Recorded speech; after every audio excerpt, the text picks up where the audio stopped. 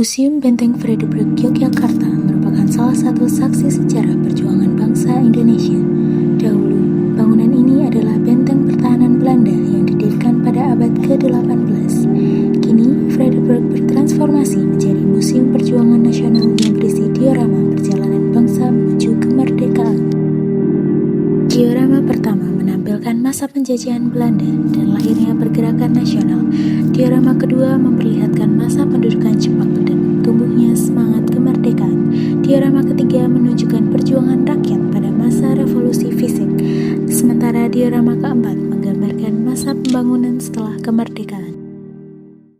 Diorama 3 bercerita tentang perjuangan di masa revolusi fisik sekitar tahun 1948 sampai 1949. Diorama ini menampilkan suasana pedesaan di sekitar Yogyakarta ketika pasukan Indonesia harus berjuang dengan strategi gerilya setelah Belanda menduduki kota. Salah satu taktik kunci gerilya adalah sabotase. Pejuang kita sengaja merusak jembatan Duet untuk menghambat laju agresi militer Belanda II.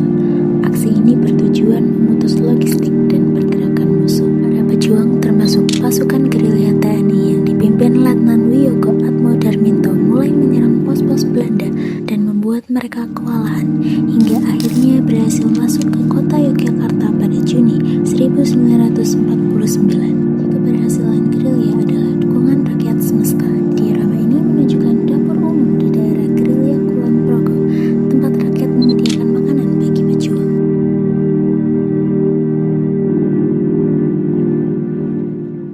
Pada ontel milik Bapak Sosro Pernoto, seorang anggota tentara pelajar digunakan untuk mobilitas tugas gerilya. Sementara, gamelan di rumah Bapak Karyo Utomo menjadi sarana hiburan dan penyamaran markas bagi para pemimpin.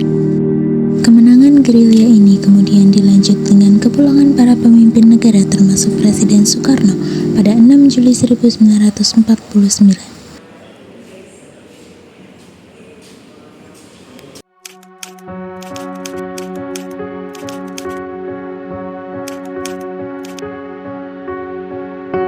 Dalam masa penjajahan, struktur sosial didominasi oleh kekuasaan kolonial Belanda yang menindas dan membatasi gerak masyarakat.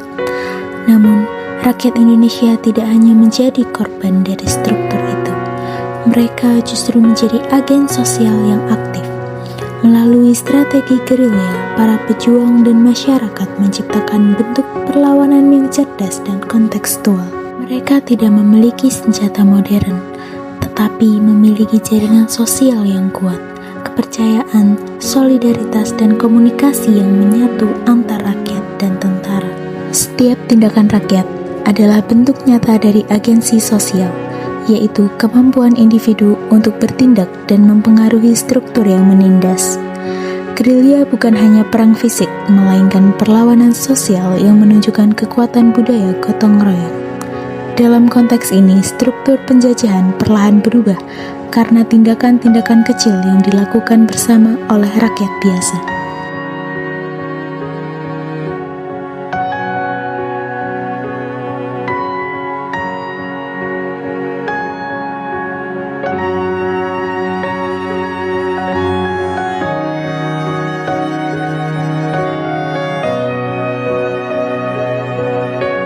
Ini membuktikan bahwa perubahan sosial tidak selalu lahir dari kekuatan politik besar, tetapi juga dari tindakan sosial sehari-hari yang dilakukan dengan semangat kebersamaan.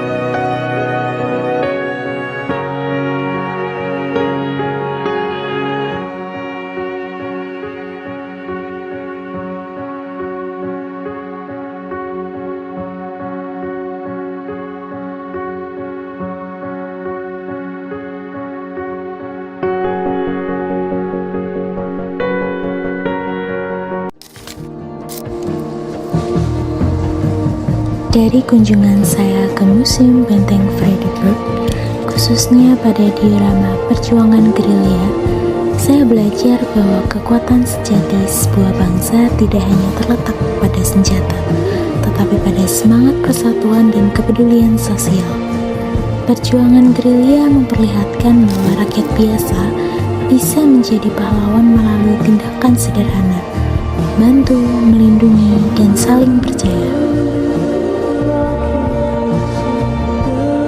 Di tengah tantangan sosial modern, kita bisa menerapkan semangat gerilya sosial, bekerja sama, saling menolong, dan tidak menyerah pada keadaan.